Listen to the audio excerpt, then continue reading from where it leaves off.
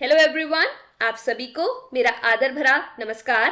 आज हम डिस्कस करने वाले हैं बिजनेस स्टडीज का एक टॉपिक और आज का हमारा टॉपिक है रजिस्ट्रेशन ऑफ पार्टनरशिप फर्म। तो चलिए स्टार्ट करते हैं।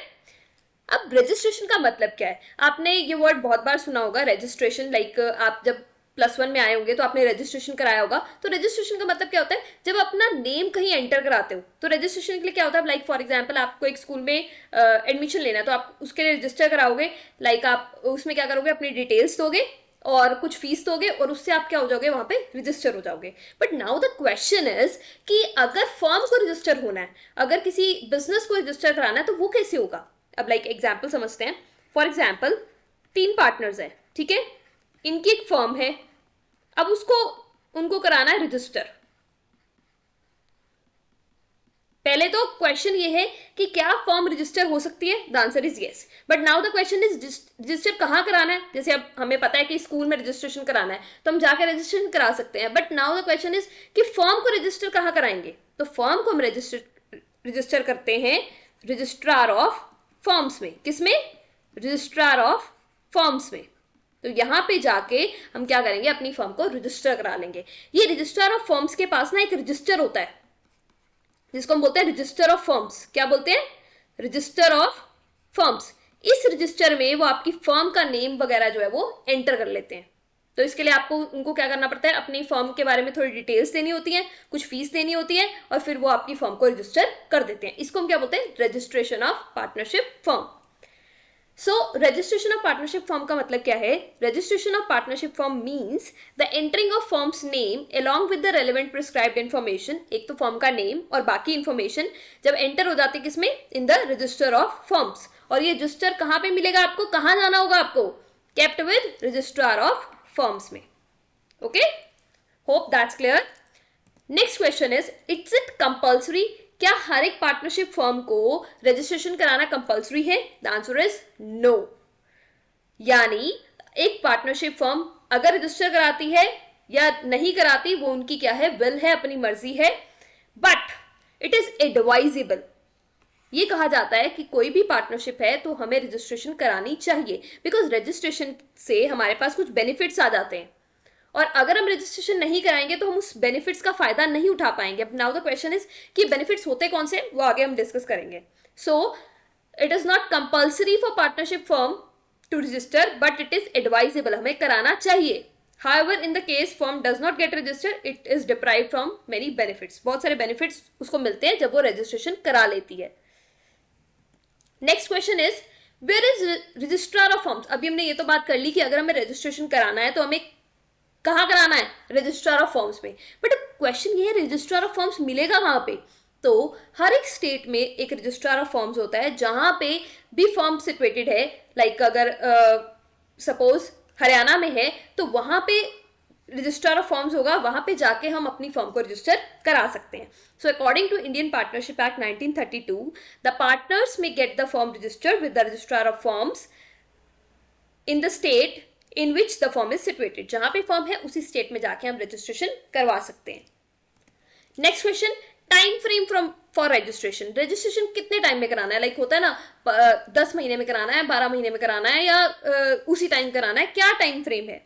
सो the answer is there is no time frame. आप कभी भी जाकर रजिस्ट्रेशन करा सकते हो एट एनी टाइम। जब आपने फॉर्म की बिजनेस तब भी और ड्यूरिंग इट्स एग्जिस्टेंस कभी भी, मतलब जब भी आपको लगता है कि आपको फॉर्म को रजिस्ट्रेशन कराने की जरूरत है तो आप फॉर्म को रजिस्टर करा सकते हो। तो कोई भी टाइम बाउंडेशन यहाँ पे नहीं है। Next question, procedure for registration of firm. अब ये तो कर लिया कि रजिस्ट्रेशन कहाँ कराना है? रजिस्ट्रार ऑफ फर्म्स में कराना है। But now the question is procedure क्या है? क्या स्टेप्स को फॉलो किया जाता है?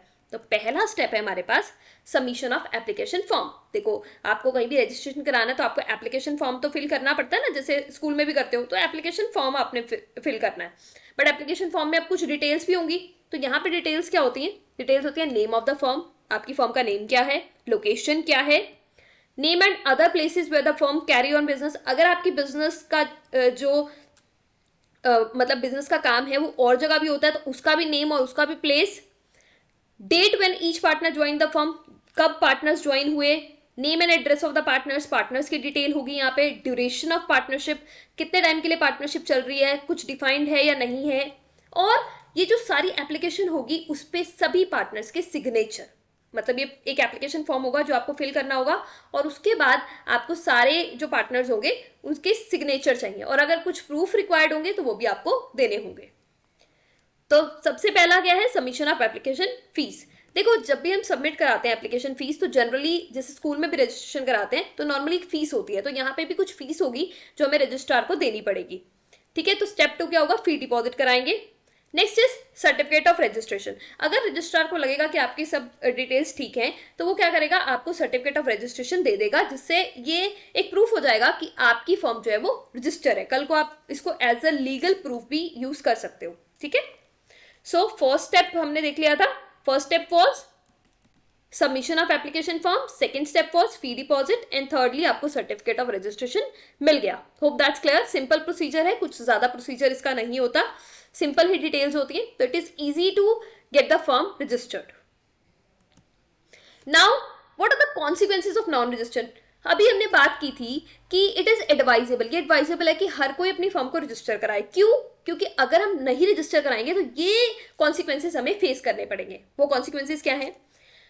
सो फर्स्ट है, a partner of a unregistered firm, जो पार्टनर होगा अनरजिस्टर्ड फर्म का, can not file suit against the firm.